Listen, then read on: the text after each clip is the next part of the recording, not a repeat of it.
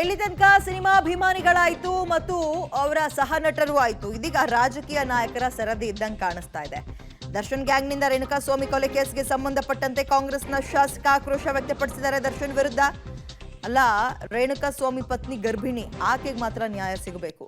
ನಾನು ಕೂಡ ದರ್ಶನ್ ಅಭಿಮಾನಿ, ದರ್ಶನ್ ಸಿನಿಮಾ ನೋಡ್ತಾ ಇದ್ದೆ, ಆದ್ರೆ ಹೀರೋನೇ ಹೆಂಗ್ ಮಾಡ್ಬಿಟ್ರೆ ಅಭಿಮಾನಿಗಳು ಏನ್ ಮಾಡ್ತಾರೆ, ಇನ್ನು ಮುಂದೆ ನಾನು ದರ್ಶನ್ ಸಿನಿಮಾನೇ ನೋಡಲ್ಲ ಅಂತ ಬೇಳೂರು ಗೋಪಾಲಕೃಷ್ಣ ಆಕ್ರೋಶವನ್ನು ವ್ಯಕ್ತಪಡಿಸಿದ್ದಾರೆ. MLA ದರ್ಶನ ಎಲ್ಲ ಪಿಕ್ಚರ್ಗಳು ನೋಡಿದ್ದೀನಿ. ನಾನು ಎಲ್ಲ ಕಲಾವಿದರ ಪಿಕ್ಚರು ನೋಡ್ತೀವಿ, ನಾವು ಇಲ್ಲ ಅಂತಲ್ಲ. ಎಲ್ಲ ಕಲಾವಿದರು ಚೆನ್ನಾಗಿದೆ ಅಂತ ಕೂಡ ಥಿಯೇಟ್ರಿಗೆ ಹೋಗಿ ನೋಡೋಂಥ ನಮ್ಮ ಸಹಜವಾಗಿ ದರ್ಶನ್ ಬಗ್ಗೆ ನಮ್ಮ ಗೌರವ ಇತ್ತು. ಆದರೆ ಈ ಥರ ಘಟನೆಗಳು ಆದಂಥ ಸಂದರ್ಭದಲ್ಲಿ ಒಬ್ಬ ಕಲಾವಿದ, ಒಬ್ಬ ಹೀರೋ ಆದಂಥವನು ಅಭಿಮಾನಿಗಳು ಜಾಸ್ತಿ ಇತ್ತು. ಅವರವ್ರದ್ದು ಅಭಿಮಾನಿಗಳಿರ್ತಾರೆ. ಅಭಿಮಾನಿಗಳಿಗೆ ಏನು ಸಂದೇಶ ಕೊಡ್ತೀರಿ ನೀವು? ಸಂದೇಶ ಏನು ಕೊಡ್ತೀರಿ? ಅವರು ಈಗ ದರ್ಶನ್ ಏನಾದ್ರು ಕುಡಿಯೋ ಡ್ರಿಂಕ್ಸಿನ ಬಗ್ಗೆ ಮಾಹಿತಿ. ಯಾಕೋ ಈ ಕೊಲೆ ಕೇಸ್ನಲ್ಲಿ ಆರೋಪಿಯಾಗಿರೋ ದರ್ಶನ್ ಅವರ ಸಮಯವೇ ಸರಿ ಇದ್ದಂಗೆ ಕಾಣಿಸ್ತಾ ಇಲ್ಲ. ಒಂದಾದ್ರ ಮೇಲೆ ಒಂದು ಕಂಟಕವನ್ನ ಎದುರಿಸ್ತಾ ಇದ್ದಾರೆ. ಕೊಲೆ ಕೇಸ್ನಲ್ಲಿ ಸಿಗಾಕೊಂಡಿರೋ ದರ್ಶನ್ಗೆ ಮತ್ತೊಂದು ಕಂಟಕ. ತೂಗುದೀಪ್ ನಿವಾಸಕ್ಕೂ ಸಂಚಾಕಾರ ಬರೋ ಸಾಧ್ಯತೆ ಇದೆ. ಕಾರಣ ಒತ್ತುವರಿ ವಿಚಾರ. ರಾಜಕಾಲುವೆ ಒತ್ತುವರಿ ತೆರವು ಮಾಡದಂತೆ ಸ್ಟೇ ತಂದಿದ್ರು ದರ್ಶನ್. ಬಟ್ ಈಗ ಸ್ಟೇ ತೆರವು ಮಾಡೋಕೆ BBMP ಪ್ಲಾನ್ ಮಾಡ್ತಾ ಇದೆ. RR ನಗರದ ಸುಮಾರು 70 ಕಡೆ ಸ್ಟೇ ತೆರವು ಮಾಡಿ ಡೆಮಾಲಿಷನ್ಗೆ ಪ್ಲಾನ್ ಮಾಡ್ತಾ ಇದ್ದಾರೆ.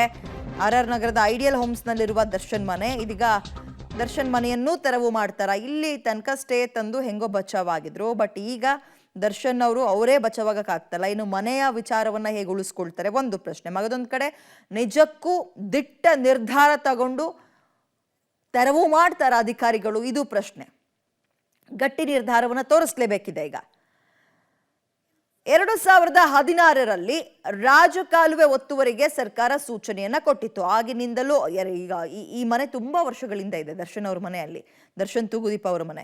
ಆದ್ರೆ 2016ರಲ್ಲೇ ರಾಜಕಾಲುವೆ ಒತ್ತುವರಿಗೆ ಸೂಚಿಸಿತ್ತು ಸರ್ಕಾರ. ಹತ್ತತ್ರ 8-9 ವರ್ಷಗಳ ಹಿಂದೆ ಒತ್ತುವರಿ ಮಾಡಿಕೊಂಡ ಕಟ್ಟಡಗಳ ಪಟ್ಟಿಯನ್ನ ಕೂಡ ರೆಡಿ ಮಾಡ್ಕೊಂಡಿತ್ತು BBMP. ಅವಾಗ ಯಾರ್ಯಾರ ಮನೆ ಒತ್ತುವರಿ ಮಾಡಬೇಕು ಅಂತ. ಕಾಲುವೆಯ ಬಫರ್ ಝೋನ್ ಮೇಲೆ ದರ್ಶನ್ ತಮ್ಮ ನಿವಾಸವನ್ನ ನಿರ್ಮಾಣ ಮಾಡಿರೋದು ಗೊತ್ತಾಗಿತ್ತು.